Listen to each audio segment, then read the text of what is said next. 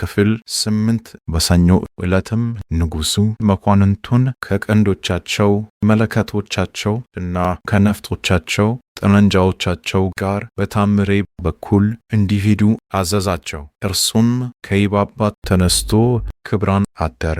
በማክሰኞ ዕለት ዘኬ፣ በረቡዕ ዕለትም ሰቀለጥ አደረ።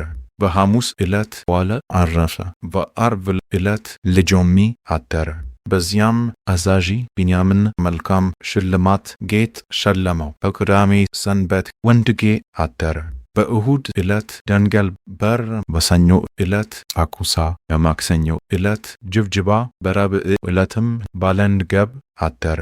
መኳንንቱም በሰኞ ዕለት ከኢባባት ተነስተው እመ ምሕረት አደሩ። በማክሰኞ ዕለት ታምሬ፣ በረቡዕ ዕለት ጀፍጀፋ፣ በሐሙስ ዕለት ጽንጁት፣ በዓርብ ዕለትም አባት ጉንዳ አደሩ። በቅዳሜ ሰንበት ሆድ ገበያ፣ በእሁድ ዕለት ኮሸሽላ፣ በሰኞ ዕለት እንፍራዝ፣ በማክሰኞ ዕለት ወይነ ዓረብ፣ በረቡዕ ዕለትም ጸዳ አደሩ። በሐሙስ ዕለት ንጉሡ ከባለ ንገብ ተነስቶ ጎንደር ገባ። መኳንንቱም በዚያችው ዕለት ገቡ። ከጎንደር ከተነሳበት ዕለት ጀምሮ ወደ ጎንደር እስከ ተመለስንበት ዕለት ድረስ ቀናቱን አንድ በአንድ ብንቆጥረው ብናሰላው 70 ቀናት ሆነ። በደስታ መለሰን እንጂ በሾህ እንኳ ስላልወጋን ለእግዚአብሔር የምስጋና ምላሽ መስጠት እንዴት እንችላለን? ለንጉሣችንም ቢሆን አንዲት ሰዓት እንኳ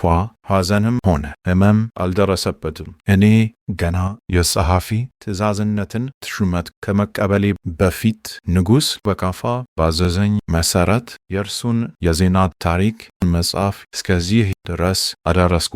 ገና አቅሜ አነስተኛ ወጣት ሳለሁ በጊቤ ምድር ስለነበረው ስለ አባቱ ስለ ንጉሥ ኢያሱ ዜና ታሪክ እንደጻፍኩት ሁሉ እርሱንም ከመጀመሪያው እስከ መጨረሻው ተከትየዋለሁና ንጉሡ የጸሐፊ ትእዛዝነትን ሹመት ከሰጠኝ በኋላ ግን እነሆ ንጉሥ በካፋ ከጃዊ ዘመቻ ከተመለሰበት ጊዜ ጀምሮ የቀረውን ነገሩንና የሆነውን ሁሉ እጽፋለሁ። እኔ ጸሐፊ ትእዛዝ ሆኜ እስከ ተሾምኩበት ጊዜ ድረስ ከጃዊ ዘመቻ ከተመለሰበት ጊዜ ጀምሮ የሆነውን እጽፋለሁ። የሹመቴን ዘመን ግን በጊዜው በየጊዜው እጽፋለሁ። ንጉሥ በካፋ ከጃዊ ዘመቻ ተመልሶ በመጋቢት 25 ቀን ወደ ጎንደር በገባ ጊዜ በዓለሙ ሁሉ ላይ ታላቅ ደስታ ሆነ።